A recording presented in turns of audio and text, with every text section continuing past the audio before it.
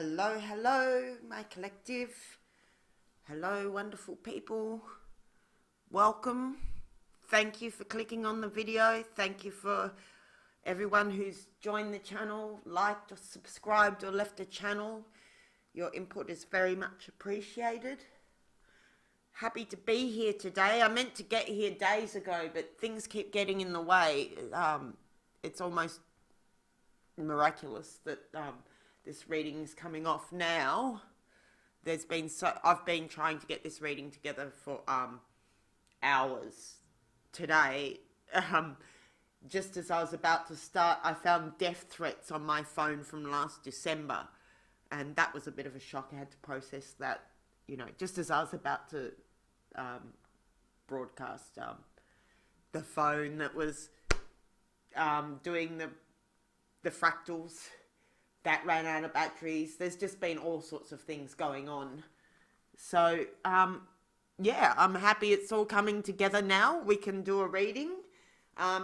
You might as well get your snacks or put the kettle on, whatever. I'm settling in for a long one. You might want to even put it on in the background or watch it in two parts because, yeah, I think I'm just going to dig in because it took me so long to get here, my dear collective.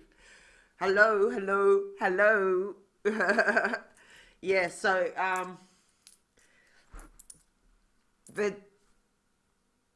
what's it called? The question that I cleared with the sage for you today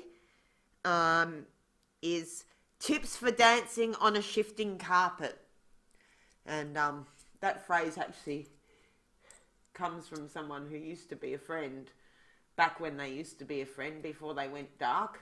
The dancing on a shifting carpet always seemed like a good idea to me, being able to do that. But that's the phrase that came into my head this morning, that the sage approved of. I had a lot of ideas about what we might like to read, but this is the one we got approved. So, tips for dancing on a shifting carpet. So I'll start to throw the coins now and see what we get. All right.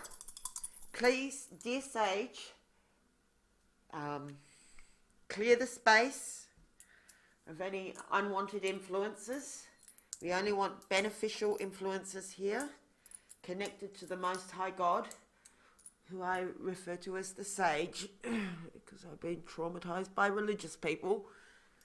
All right, dear sage, for the highest good of whoever clicked on the video, the highest good of all, what do we need to know about tips for dancing on a shifting carpet at the moment?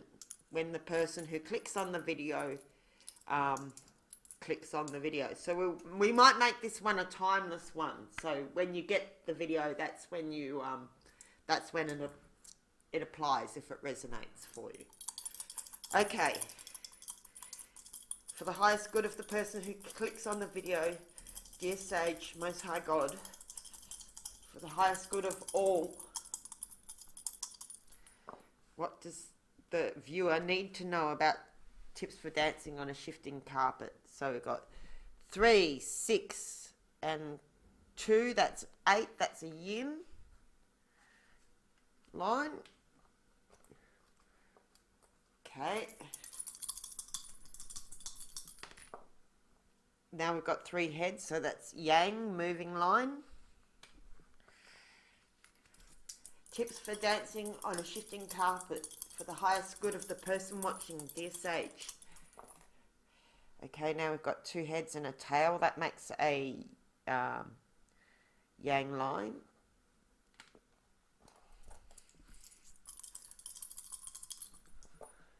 Okay, again, same again. I better move this microphone a bit closer just so you can hear me. The last one wasn't very loud.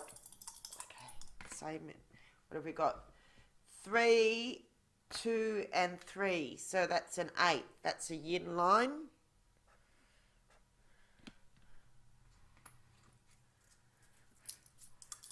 What does my collective need to know, dear sage?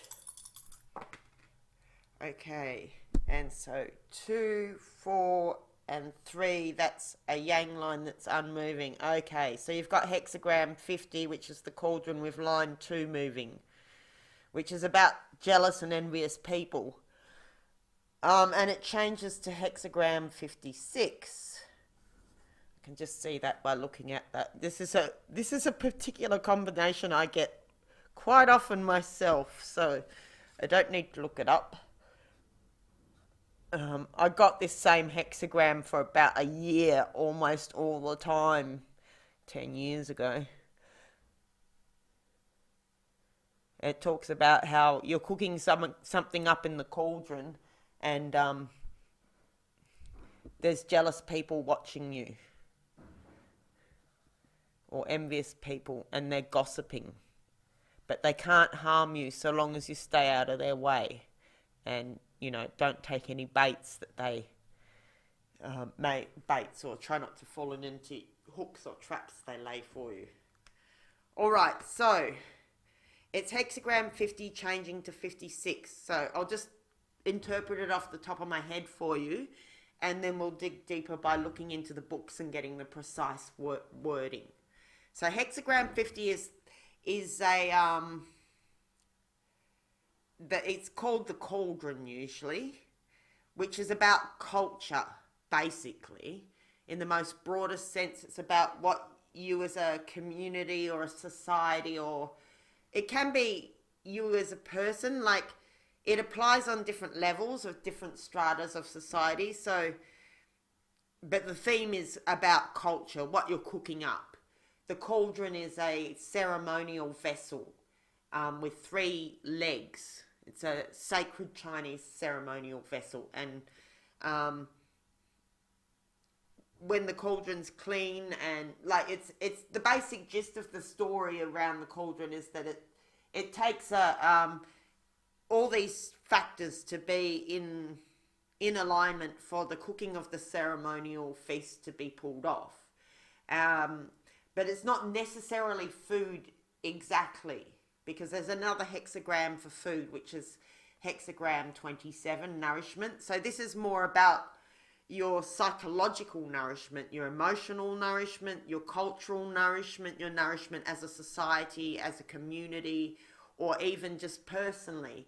Because I'll hold the hexagram up to the camera here and just do some explaining. All right, so can you see it? Okay, so when we look at the I Ching, there's sort of like, how to explain, there's different ways of reading it. Like, you can go through time from the bottom to the top, or you can talk about stratas of society. So at the top, on the top lines, this is to do with like the highest level of consciousness or society or influence or something like that, which could be like the high priest, or the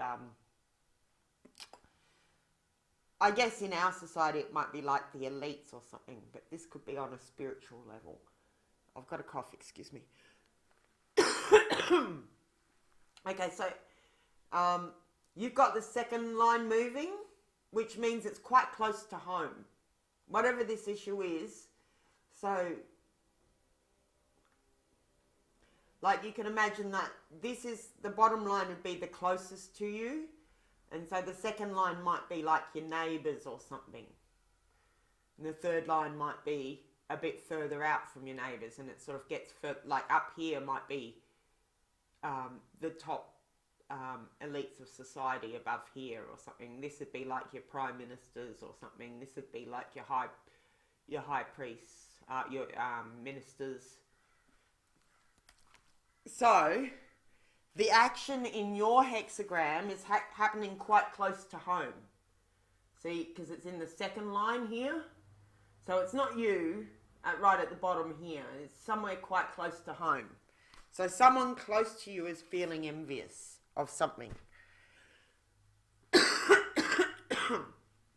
It could be like your neighbours, someone down the street, someone who knows you better. I mean, it could potentially even be your partner, but it's not likely to be that. It's much more likely to be a neighbour or a work colleague or You know, someone who's proximate to you, let's say, but maybe not too proximate. They're jealous and they're gossiping. That's the basic gist of it. And the second hexagram is 56, which is about traveling, basically, that you're going to be moving on, that you're not staying wherever this is. This thing is going down. Later on in the story, you'll be moving on. You're not moving on straight away. Later on, you'll be moving on. So, you know, whatever issue you're going through in relation to these people, keep maybe in a year's time or 2 years' time or whatever, it may not matter to you because you won't be anywhere near these people, potentially. So it's sort of like, it's just something that you're going to have to manage around for the moment. So we'll take a look at the books and get a more precise interpretation for just the exact line.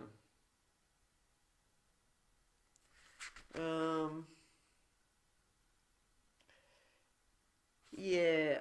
Okay, so I'll just read the moving. I've got 4 books here that the sage cleared, so I'll just read the moving line from a couple of them, and maybe one of them I'll read the full hexagram. I'll just read the moving line from this one. It says, the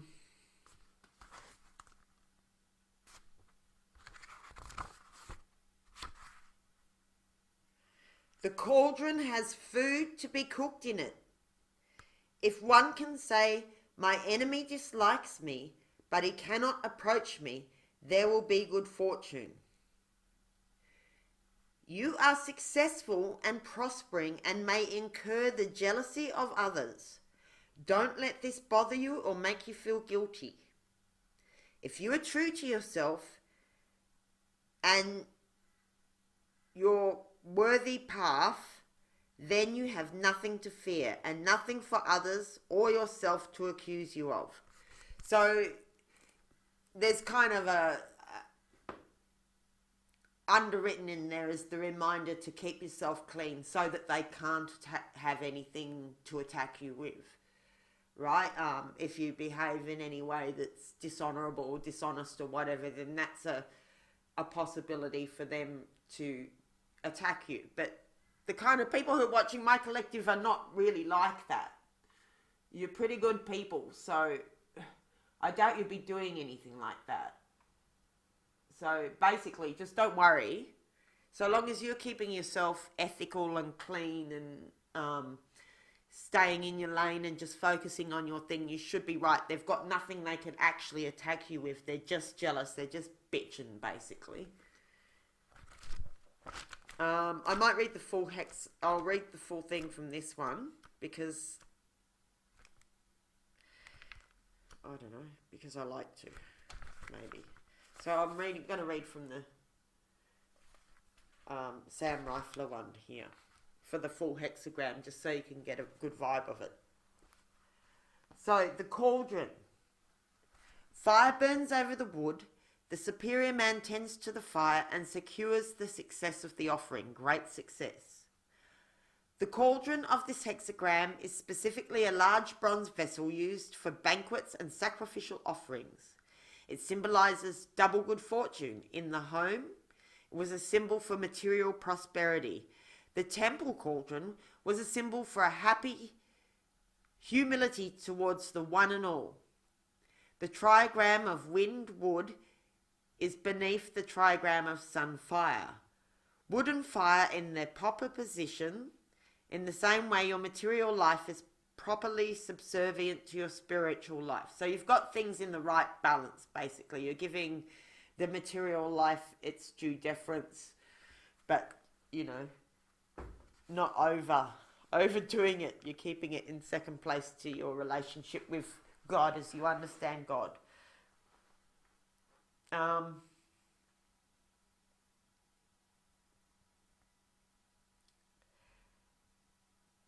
Your material life is properly subservient to your spiritual life. You are prosperous with the peace of mind that prosperity brings. You can afford to place a higher value on your spiritual path than on material considerations. You can bring your work the interest and skill it deserves, but without the emotional involvement, without despair or jubilation, neither of which it deserves. Two grand examples of your Tao would be a modern Japanese industrialist who daily sits zazen, a famous artist who shuns publicity and retains his inner humility. Although your own life may not be on as a public scale, it is equally content. Your values are admirably placed. Remain unconcerned about your worldly life and you will attain the happy oracles of this hexagram. So it's all pretty good for you, despite what anyone else outside of your situation may be bitching about, collective. You're right. Okay, don't let jealous people get to you. So long as you're putting God first and, holding yourself accountable, staying clean and all of that, there's nothing for them to really latch on to bag you for. Karma. You and friend are happy, content with each other and honest in your love. But these pleasurable aspects of your relationship play only a small part in your life together. Together you are preoccupied with your spiritual path. Together you work to attain and maintain a peaceful and reverent way of life. Your complete, undemanding love for each other engenders many spiritual opportunities and insights. Together you are capable of practicing the rituals of Tantra and Moksha, which is your sort of spiritual life. You are a spiritual person who plays a role dedicated to spiritual matters. Unhappily, this combination does not often occur in our culture. A priest who lives in Christ. A guru who ignores his ego. A psychiatrist who loves his patients. These are examples of this kind of excellence.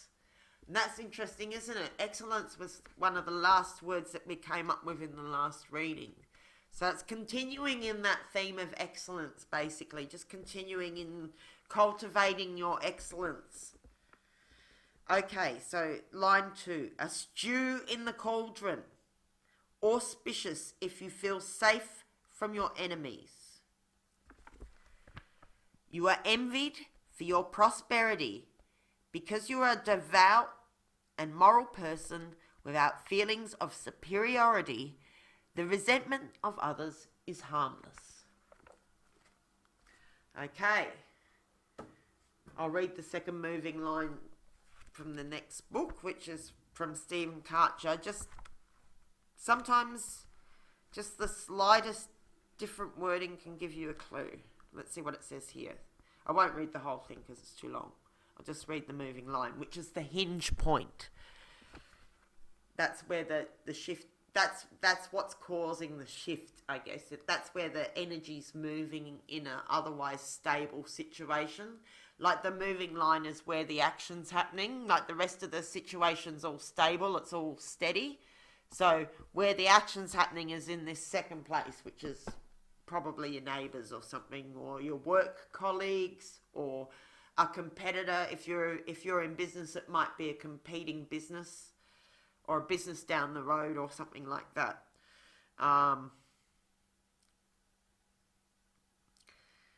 So 9 at the second place. So this whatever's stirring, this is the area that it's stirring in, but you'll be fine.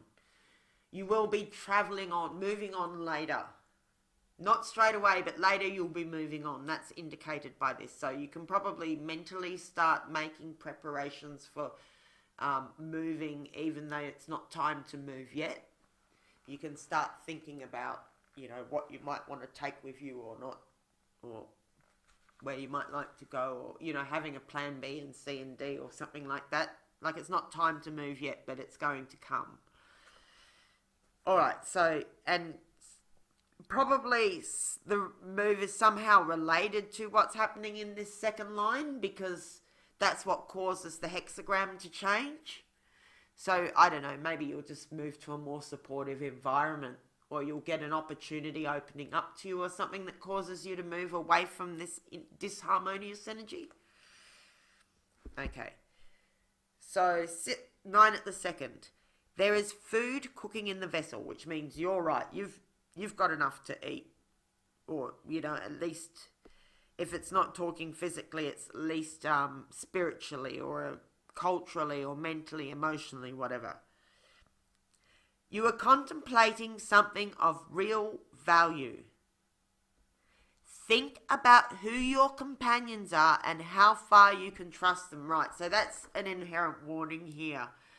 That there may be somebody who you're trusting who is secretly envious of you. It's not saying it's necessarily the case, but it's saying that that's a danger in this situation and to keep an eye out for it.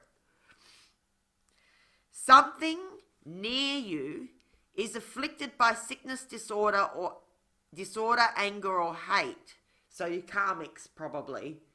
If you've got karmics, this is most likely your karmics. Not necessarily your karmics, but most likely your karmics. Right?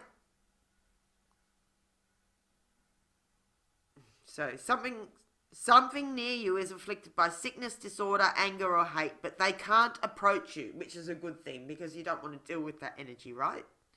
Accept this separation. Accept this separation, like you're being protected from their nasty energy. It generates meaning and good fortune by releasing transformative energy. Consider where you are going to place what you are cooking here. Right, so yeah, once you've got your plan together, then you need to go somewhere with it. And where is that going to be? I mean, because when things grow, like say you're, if you're baking bread, once the bread's baked, then, where are you going to serve it? If for some reason I'm getting the picture of yeast and the bread sort of overflowing as it rises, how it sort of gets bigger than the bowl it's in sometimes. So maybe you're expanding to a point where you may need a bigger premises, or just your work. I'm getting this sort of feeling of like what I've been going through lately. Like you're more successful than you expected, which is causing a lot of work and the need for more space and more. It's like an overflow of abundance. Where are you going to put all this abundance? What are you going to do with it? All these opportunities. How are you going to prioritize your opportunities? Which of your treasures are you going to put on the top of the pile? Which of the wonderful projects that you've got going on do you want to focus on first? It's kind of like that. It's a real abundance thing, but similar to the last hexagram about this messy storm that brings you what you need. It's like you've got what you need now, and you've got to work out where you're going to put it all. And that includes to do with your time, your energy, your inspirations, your finished products, where you're going to sell them if you're selling them. If your family's expanding, where you're going to expand into, if you're a young family and your family's growing, you're not going to be able to stay in a flat forever, for example. So it's a bit like that. And it's saying, accept that these people who are now giving you this hatred and jealousy and whatever, that you are going to have to separate yourself from that energy. Just accept that. It'll make it a lot easier. Excuse me. Okay, so because accepting that helps you to move on and transforms the whole energy. Right. So consider where you are going to place what you are cooking here. Bring your plan to completion without going to extremes. So it's important to, not leave everything half done, but to actually finish your projects. Because traveling is your next hexagram, there's probably some things you want to finish before you up sticks. Or, maybe you're just moving into Maybe it could be traveling in the sense of being promoted too. I mean, it doesn't actually say that here, but that's just what came to my mind.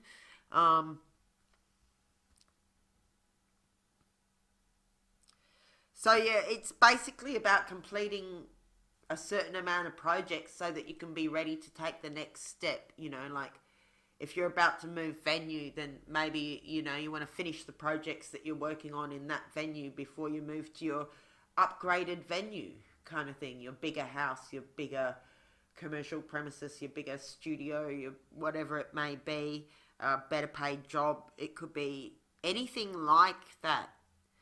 But it's kind of that cup overflowing thing. So somebody else is jealous that your cup's overflowing. But you've got the issue of managing, what are you going to do with all this overflow? You know, are you going to give it away? Are you going to put it in the bank? Are you going to redistribute it? Are you going to invest it? Whatever. And what you need to finish up so that you can take the next step, basically. Because with the travelling hexagram, as your next hexagram, it applies that travelling is in escrow for you. Let's put it that way. That it's going to come on your timeline after you finish these jobs or whatever. It's probably going to be time to move on. So bring your plan to completion without going to extremes. Okay, so here's your direction from this book, which is what I really like about this book. It gives you actual directions. It says, search outside the norms. Now, that's the first thing it says, so that's pretty important, to search outside the norms. So maybe where you're going to put this stuff is not somewhere traditional, is what I'm thinking. Maybe you're going to break new ground somewhere that's, you know, do something new that hasn't been done before.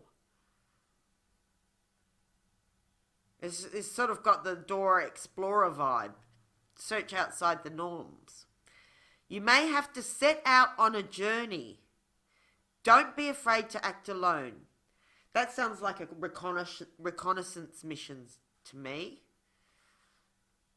You need to go onto some sort of reconnaissance mission, maybe for to work out where you're going to put all this overflow or your next expansion. Because, yeah, that's what I'm getting, is that you're cooking something really good here, and like bread that's rising out of the bowl, it's like this, it's overflowing, and now you need to put it somewhere, and you need to go and figure out where or what you're going to do with this overflow, where you're going to put it, how, you know, what's your next step to take when that time comes around, which will probably come round at around about the time that you're ready to, about the time that you're bringing this project to completion, the most important ones, it'll probably be time to move.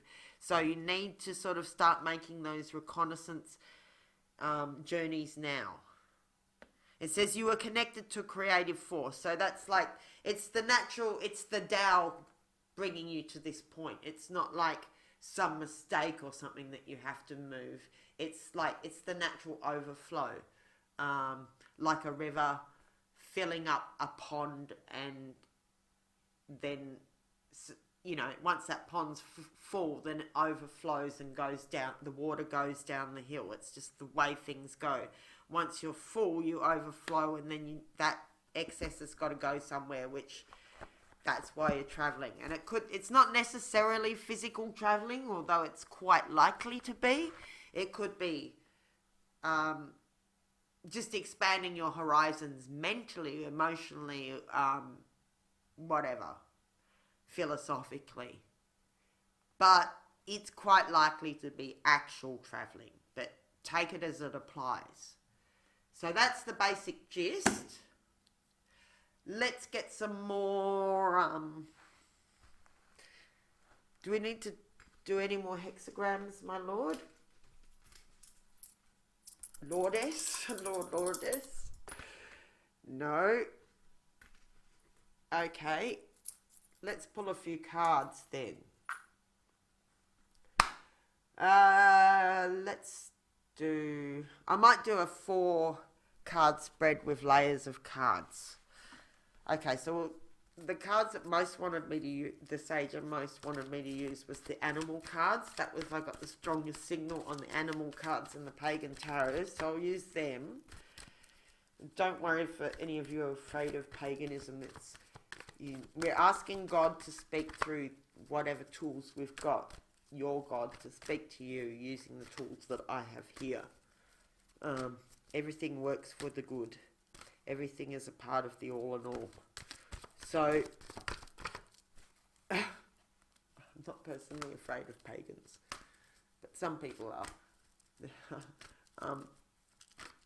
Dear Sage, dear God of the Most High, please use the decks I have here to get the message out for the collective who turned on this video. What do they need to know? I'll do the 4-card spreads, lay it up. Okay. In the first place, for basic situation, Salmon, determination. You know where you're going and you will get there. So that's the basic situation. It's just trust yourself, collective. Your internal compass is working fine. Even if it looks like that you're going in the opposite direction, that you might be searching outside the norms. Like, because the salmon swims upstream. It's not an easy journey. Like, it actually has to put a fair bit of effort in going upstream. It's not going with the flow. It's actually going against, excuse me, it's going against what all the other fishes are doing. I have to drink some of this water. Bit of frog in my throat. It's amazing how sometimes I come to do these readings and my throat chakra gets all weirded out.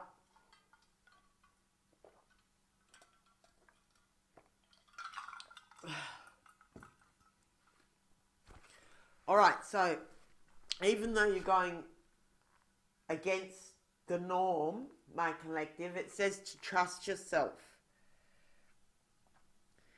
And your determination in this case is a good thing. Sometimes when you're going against the grain, the universe says, no, stop going against the grain, just go with the flow, relax and go with the flow and stop being so stubborn.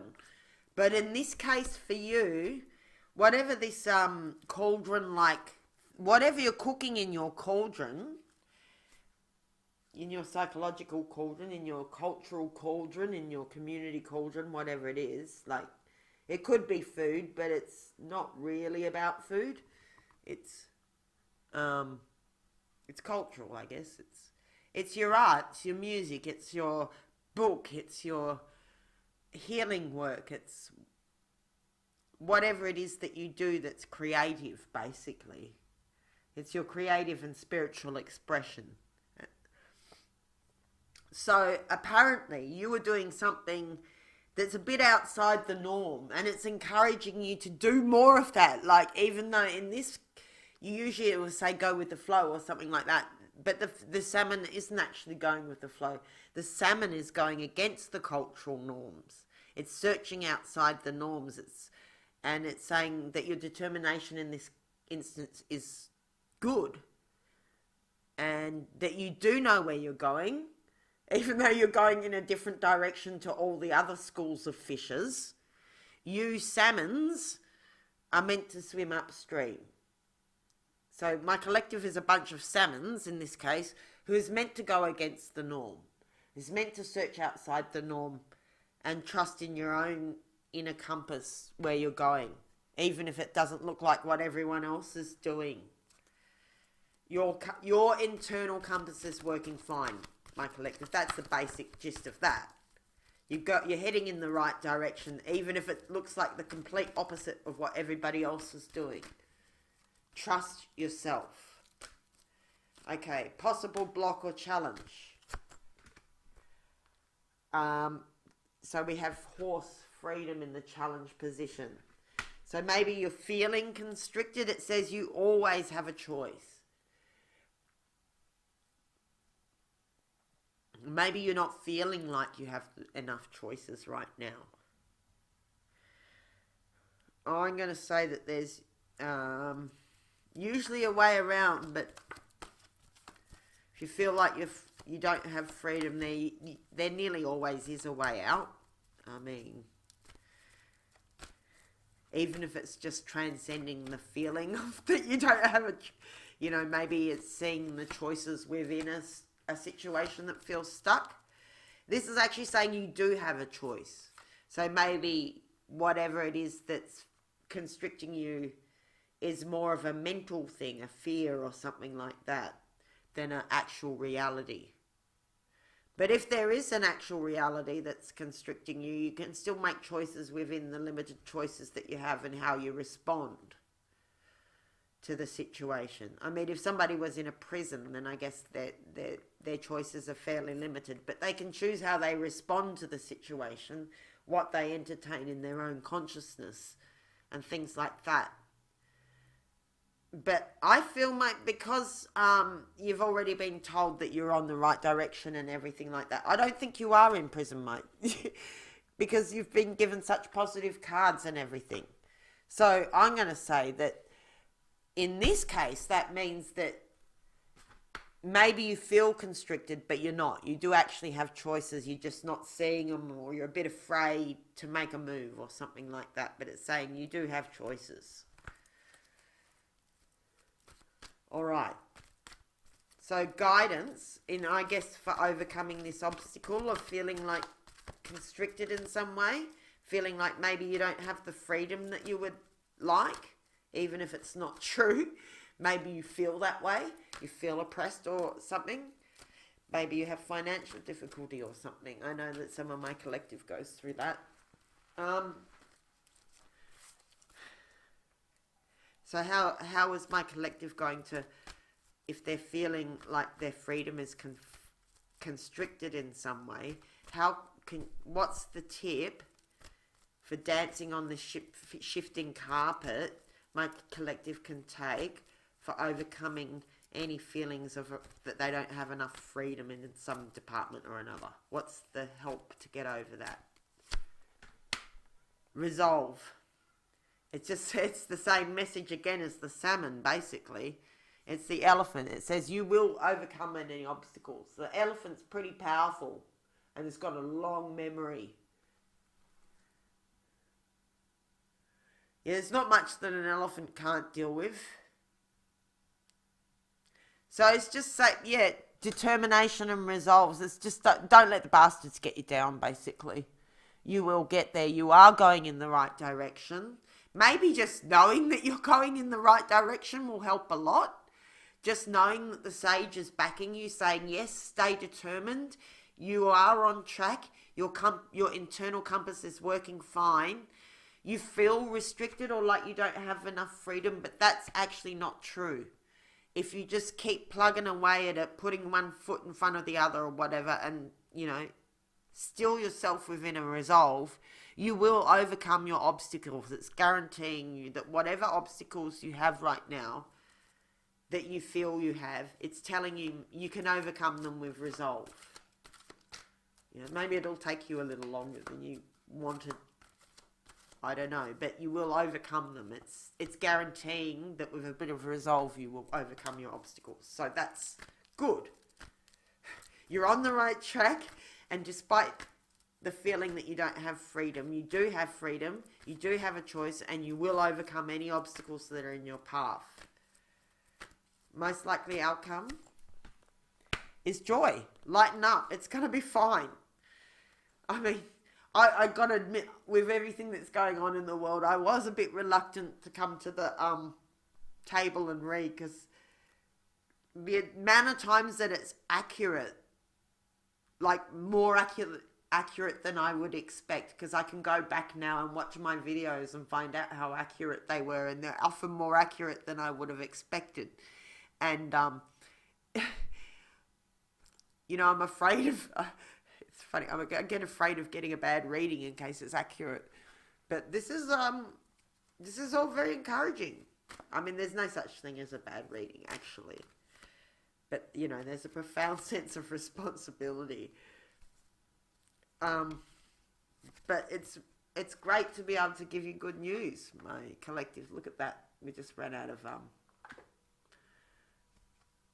out of Mandelbrot set. So I'll just finish it up very quickly here for you.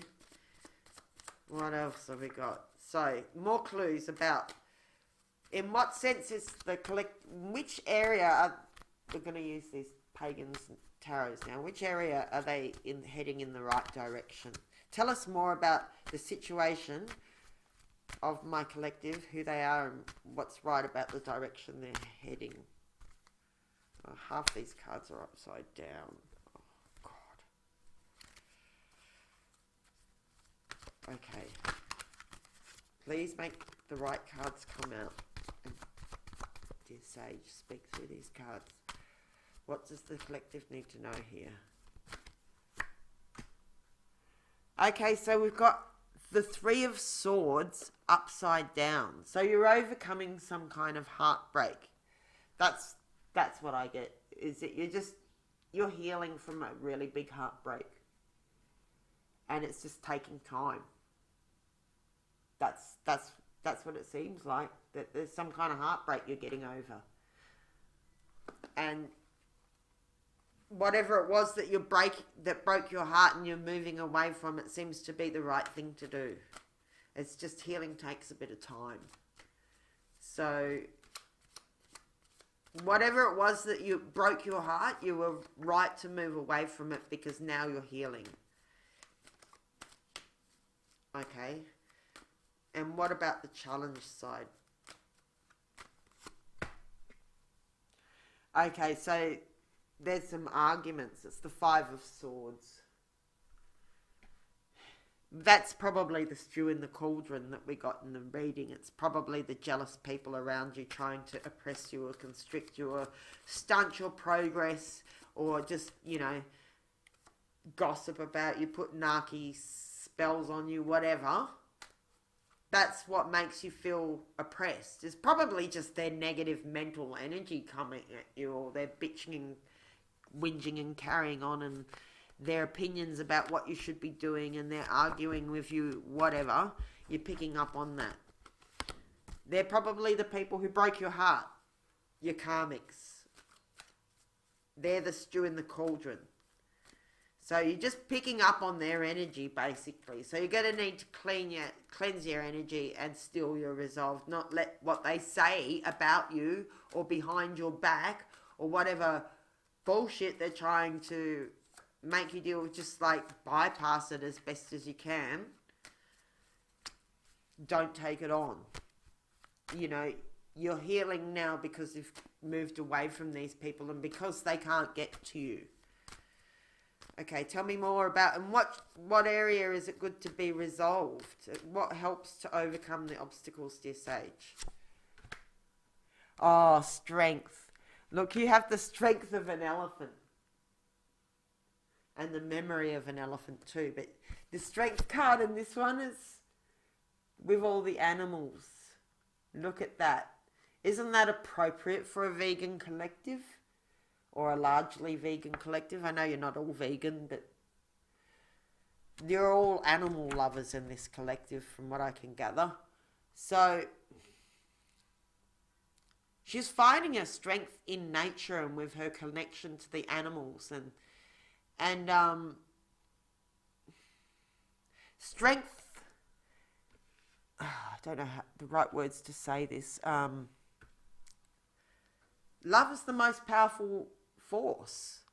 Love tames where brute force won't, where domination won't. You can't make a bear come up and lick you on the cheek by brute force. But if you put a loving enough energy out into the universe, my stumbling words, if you put a loving enough, calm enough, centered, strong, unafraid energy into the universe, even the bears who might attack someone else or be scared of someone else could come and lick you on the cheek because they recognize your good energy. So it's just staying in that earthy, strong, calm, resolved energy. She's so calm there in the forest, so connected with nature that the bears, the coyotes, the wolves, even the little rabbits and mice aren't afraid of her because her energy feels so good. It's like that loving mother strength, that it's the strength card, but I'm getting Empress energy. Just strong. It's the sort of resolve that's not, so, okay, yeah, so it says elephant here and it says resolve, so it's just clarifying the kind of resolve. I think it's not like the armored up resolve of a knight on a horse with a, with a helmet and a sword. It's more the kind of resolve, the resolve to come from a place of calm, strength and love. To tap into that calm, earthly, strong energy, the strength, the power of love to win over even scary bears. Even a scary bear, what would be a scary bear to someone else will lick you in the face. If you have a calm, strong energy, and, even frightful rabbits and mice will trust you. Because they're as much as animals are animals, they also like the different kinds of energies of people around you. And she has such a calm, unafraid, because she's not afraid. If she was afraid, then, the bear wouldn't respond to her in that way. It might attack her or something, see her as prey, but she's not afraid, so the bear doesn't attack her. It sees her as a fellow bear, right? So, it's that calm, loving, earthly, motherly strength and resolve rather than the resolve of someone who's armoured up for a fight. Like, she's not even wearing any shoes, this woman. She's in the middle of the forest with the bears and she's not even wearing any shoes. She trusts her environment that much. And she's so attuned, and her environment loves her. It loves her right back. That country that she's sitting in loves her right back. Because it can sense her intention as totally wholesome. It can feel her energy. And the bear doesn't see her as a threat. She's just emanating calm, strong love. All right, so the outcome is joy. So tell us more about the flavour of joy that's in the outcome. What's my collective moving to as they heal from this heartache with calm resolve and love, and stay away from these this bitch fight. This is what I'm hearing. Sorry if anyone doesn't like strong language. Bitch fight. Yeah, okay, the battery's about to run out. So one last card. If it runs out, my collective, thank you for stopping by, and I'll catch you. I'm not going to make any more promises because that seems to work against me. I'll see you when I see you. Last card here. Okay, so temperance. So it's joy and temperance. So there's a very strong sort of temperance energy. That's what you got. It's literally dancing on a shifting carpet. All right, she's just at her computer. I know most of my people on the channel are actually blokes. But, there you are at your computer, just tapping away at it. Like, in a nice, he or she is not stressed at all. They're just there with their stuff, just moseying on through the day's work in this calm, whistle while you work kind of temperance vibe. So that kind of looks like you're heading towards some kind of joyous promotion of some sort. You look like your own boss, quite frankly. Collective, you could be. If you're not already, you're going to become your own boss potentially. Or at least in a situation where, you're very self-directed. You're very much in control of this situation. Number 14. Temperance is a lovely card. Okay, so you're finding joy and balance. That's the basic, you're going to overcome your obstacles with a gentle, loving, steady, nurturing resolve. And you're going to find joy and balance and temperance, which is, also about having a good temper, a good temperament. Okay, we'll just pull... We'll just pull a few words. The battery's about to run out. Okay, my collective. Couple more words. to contemplate. We have allow this to happen. Gentle okayness, that goes perfectly. So you're just going to gently okay. You're just going to be gently okay with resolve, a strong resolve that you will be gently okay. And there's growth. There's lots of growth in this situation. One more word. Be supportive. Oh, okay, yeah, that comes across in this energy too. So you're going to have to be supportive to those closest to you because you are growing and expanding. Maybe they just need a little bit of reassurance. You know, if you're busy a lot, take time for your fur babies or your babies, or your friends, your partner, whatever. Just make sure you've still got time to love them, because you are having a joyous promotion. A slow, steady, joyous. You are overcoming these obstacles and whatever these jealous bitches want to put in your path. You're gently resolving all of this with gentle determination and strength, and you're going to find yourself in a place of joyous temperament. A joyous temperament is going to work wonders for you. Be supportive. Allow this growth and be gently okay. It's all good, my collective. I'm very happy for you. Thank you so much for stopping by. Happy travels. Well, let's just throw the dice. You got number 9, which means somebody loves you. That's the most important thing the dice wants you to know, is that somebody really loves you. Okay. And I send you my love as well. And all the best, my collective. Have a wonderful time until I check in with you next. Bye-bye.